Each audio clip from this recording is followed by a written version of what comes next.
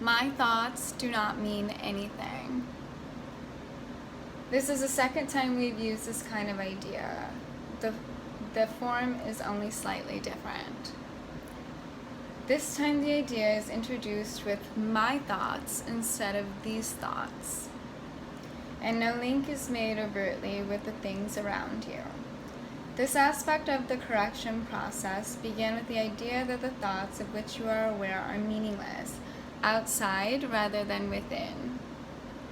And then stress that they're past rather than their present status.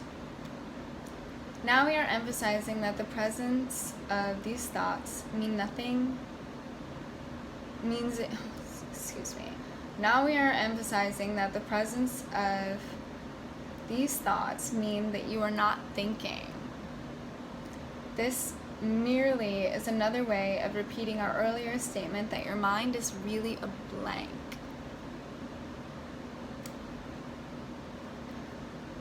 This merely is another way of repeating our earlier statement that your mind is really a blank. You may be thinking right now, what? But get quiet and get quiet and get quiet in your meditation practice to the point of where you're breathing and no thoughts are really arising. And when thoughts do arise, where do they come from? Who put these thoughts into your mind? Who put these ideas into your mind?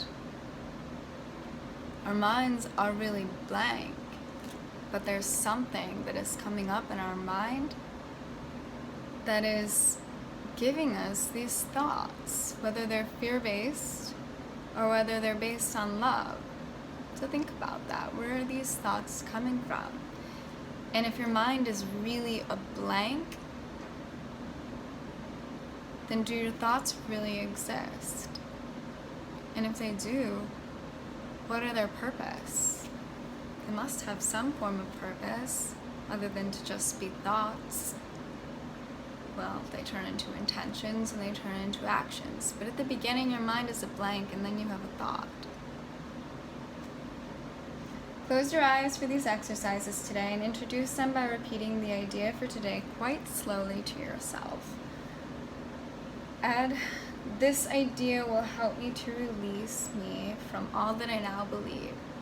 This idea will help me to release me from all that I now believe. If you find it helpful to do so, you might imagine that you are watching an oddly assorted procession going by, which has little if any personal meaning to you. As each one crosses your mind, say, my thought about blank does not mean anything. My thought about blank does not mean anything. And so on. And what the objective here is to realize that our thoughts aren't necessarily personal. You want to take the attachment to the thought away. And we want to get less into our thinking mind and more into our sensing and our heart and our feeling, so that we know that when those thoughts come up, we can decipher where they're coming from and we can choose the love-based thoughts, which are meaningful, but still,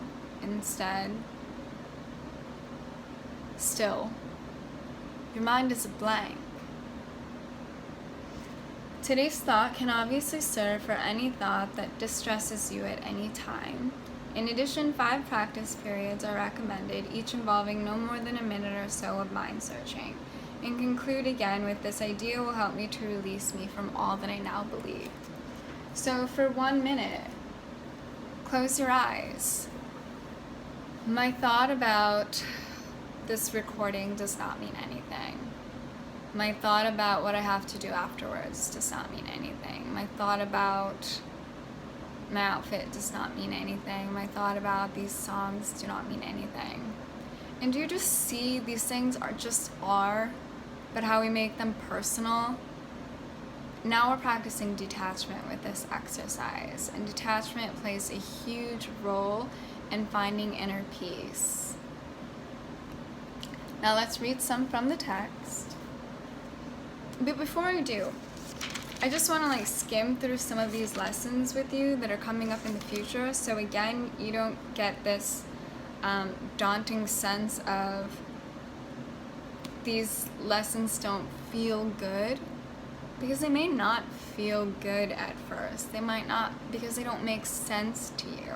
What do you mean my thoughts don't mean anything? My thoughts give me a sense of feeling, and that means something, right? But listen,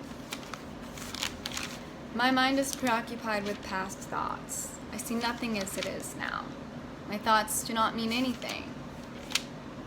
My mind is preoccupied with past thoughts. I see only the past. My thoughts do not mean anything. Do your thoughts come from the present, or do they come from the past? That's a great question for you to ponder. So when you're present, not really thinking, again, think about meditation. You're breathing. You're breathing to the point where you connect with that feeling of real peace that is truly a form of unconditional love. And so you don't think about your reaction. You just simply respond with love. It becomes a thought, yes, but then immediately that thought is in the past. And so my thoughts do not mean anything. They're not personal. My meaningless thoughts are showing me a meaningless world. I am upset because I see a meaningless world. A meaningless world engenders fear. God did not create a meaningless world. Love did not create meaninglessness. My thoughts are images that I have made. I have no neutral thoughts. I see no neutral things. I am not alone in experiencing the effects of my seeing. I am determined to see how these are all a gradual procession to the next step. So don't feel discouraged because you're realizing that your thoughts do not mean anything. There's more to the story. Let's go to the excerpts now.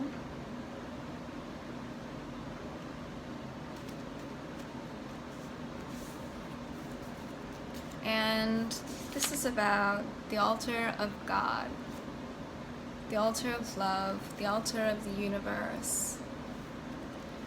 The real beauty of the temple cannot be seen with the physical eye. Spiritual sight, on the other hand, cannot see the structure at all because it is perfect vision. It can, however, see the altar with perfect clarity. For perfect effectiveness, the atonement belongs at the center of the inner altar, where it undoes the separation and restores the wholeness of the mind. Before, the separation of the mind was invulnerable to fear, because fear did not exist. Fear is something that stemmed from our past, if you think about it. Both the separation and the fear are miscreations that must be undone for the restoration of the temple, and for the opening of the altar to receive the atonement, the reparation that it needs in order to fully be present and raise that vibration to your maximal potential. Spiritual sight, on the other hand, cannot see the structure at all because it is perfect vision. When you close your eyes, you're not looking at anything, but you can feel things and you can sense things and you can see visions that you already know. But when you open your eyes, after that, things no longer look the same to you.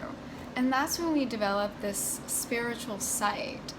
And spiritual sight is a form of real trust. It's looking past what your eyes are projecting, what they're seeing. It's looking beyond that to trust that the universe is rigged in your favor. That's a quote by Rumi. Act as though everything is rigged in your favor. So know the difference between spiritual sight and eyesight. This eyesight is this 3D sight of this world that we can see that exists. When we start to close our eyes, we open up to the sense that there is another world of perception, another way of seeing the world that is now, an opportunity to change.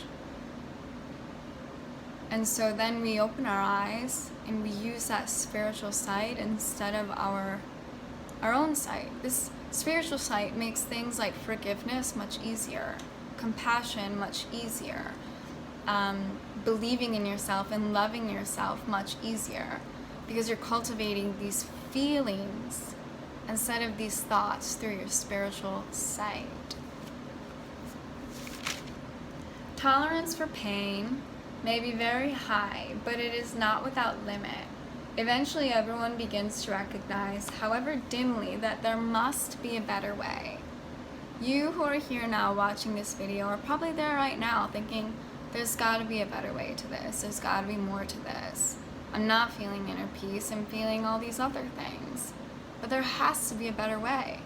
Everyone comes to their meditation practice with that thought exactly. There must be a better way. And I've heard that this meditation practice is something. It's quieting my mind. It's discovering what's within me. Apart from my mind, what's in my heart? As this recognition becomes more firmly established, it becomes a turning point.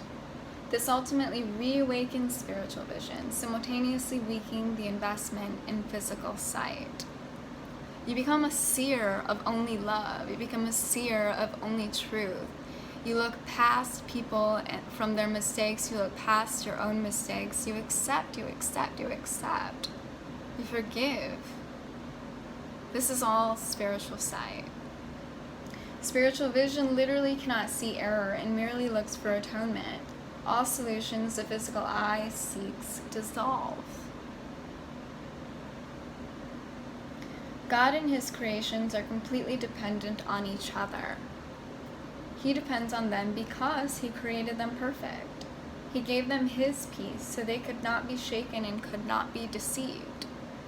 As I mentioned in previous lessons, you can deceive yourself about your creative potential. You can deceive yourself about your holiness, about your connection to God, but you cannot abolish it. You can simply atone and you can return to it.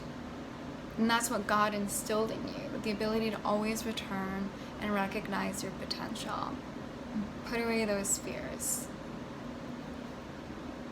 Whenever you are afraid, you are deceived, and your mind cannot serve the Holy Spirit. This starves you by denying you your daily bread. God is lonely without his sons, and they are lonely without him. God is lonely without his daughters, and we are lonely without him. We find our only source of peace and love in that concept. Whether it's God or the universe, or it's love, or it's your higher self, or it's something greater, that's where we find our ultimate peace, because nothing here on this earth is going to provide that for us. We have to heal ourselves from within until we feel this point of wholeness. And that gives us the recognition that we're connected to that.